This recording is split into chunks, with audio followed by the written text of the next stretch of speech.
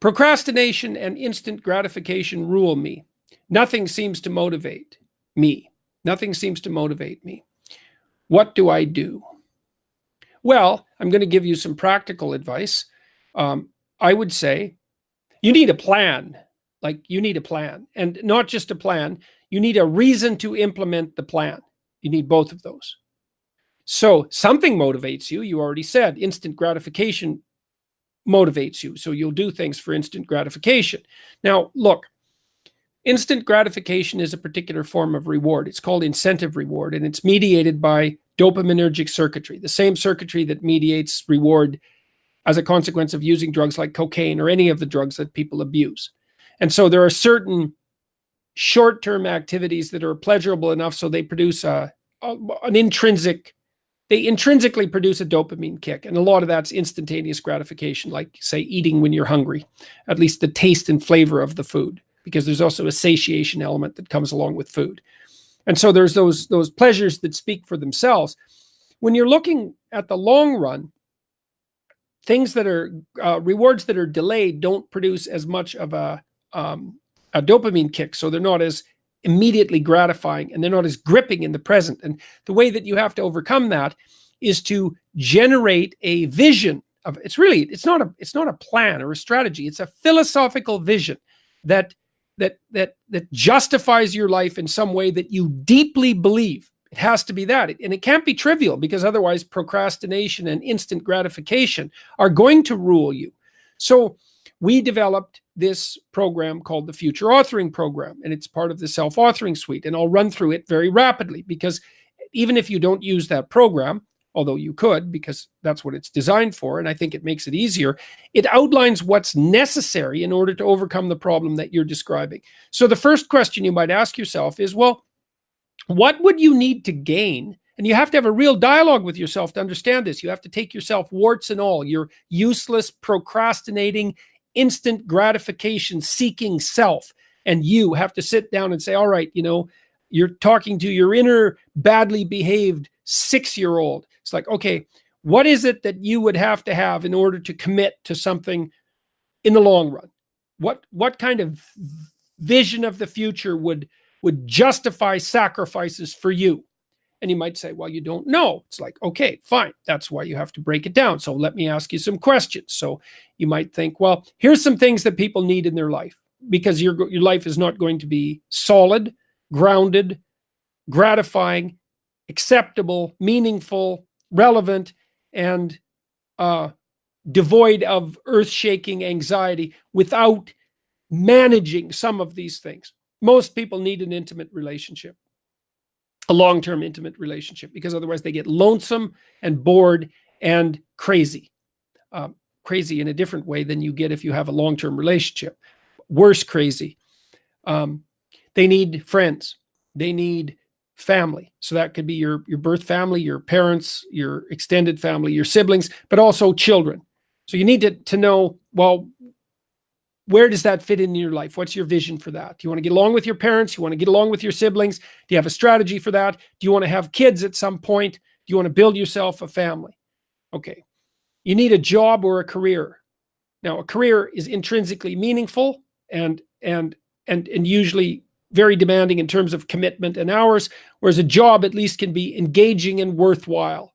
It's usually more time limited. Maybe you have more freedom outside of it, but you need a job because you need something to do, and you need some routine, and you need some financial support. And if you can have a career and that's what you want, so much the better. But at least you could have a trade, something worthwhile. Not that a trade can't be a career. And believe me, I've got nothing against trades. You need to take care of yourself mentally and physically. Like, how do you want to present yourself in the world? You want to be healthy mentally and physically so that you're like a light among men. Let's put it that way. That would be a good goal. How are you going to handle the temptations of drugs and alcohol and whatever procrastination and instant gratification are tilting you in the wrong direction? So those are, 7 things that you might consider. Sit down. Here's the question. You're taking care of yourself like you're someone you care about. You can design a future that would be good for you if you were taking care of yourself. Write for 20 minutes. You can have what you want. It's 3 years down the road. You can have whatever you want, but you have to aim for it and work for it, and you have to specify it. What is it? What do you want? What would make your life worthwhile? What would be good enough so that instant gratification would be an obstacle instead of a means for proceeding? Like, I can give you an example to some degree. You know, when I was a kid in my early 20s, I did quite a bit of drinking and partying. I came from a hard drinking background up in northern Alberta, and you know, I was out 3 times a week, even when I was in graduate school, and I was beginning to write seriously scientific papers and also the work that became Maps of Meaning and eventually 12 Rules for Life. And it came to the point where I couldn't do both. I couldn't go out and be that social and have that much instant gratifying fun and be in good enough shape so that if I was editing something complex, I was making it better instead of worse. And I was really interested in what I was doing. I was learning a lot about the brain. I was learning a lot about alcohol and drug abuse. I was laying out the platform for the relationship between narrative and neuroscience. And it was really engrossing and engaging, but it was hard and it was long-term, you know, it was a long-term plan. Well, I had to make a choice. It was either continue the fun, which was fun. I really enjoyed it, or do this thing that I really believed was more worthwhile. And it was more worthwhile to do the more worthwhile thing, which is why I stopped with the instant gratification. Like, a lot of stopping, and this is true for most people, especially young men who tend to drink a fair bit and carouse around a lot. Most young men stop that sort of thing, at least to some degree, around 25 or 26. And the reason they do that is because they pick up other responsibilities. They get a real job that has some future, and they get a relationship that's permanent. They have a family, and they decide, well, that's more important than the procrastination and the instant gratification. Okay, so make yourself a damn plan. Make it into a strategy. You could use the future authoring program if you like. I would highly recommend that. Do it badly. You might be intimidated by it. You know, I don't know how to plan. It's like, yeah, we know you don't know how to plan. Make a bad plan. It's better than the one you've got. So do it badly, and then try and modify it as needs be, and see if that works. You need a philosophy, Cody. That's the thing. You know, you're living a shallow life. And so short-term avoidance, that's procrastination. You'll do that because you don't think it's important enough. You don't think that the negative consequences of not doing what you should do are severe enough. You're not afraid enough of it. The other thing you do in the future authoring program, by the way, is write about just exactly what kind of hell you'd be likely to descend into 3 to 5 years in the future if you let your bad habits, procrastination and instant gratification, let's say, rule you and take you out of the game completely. Because you also need to be terrified as well as hopeful about what you might do if you got your act together. You need to be terrified about where you might end up if you kept being like lazy and useless, you know, and shallow.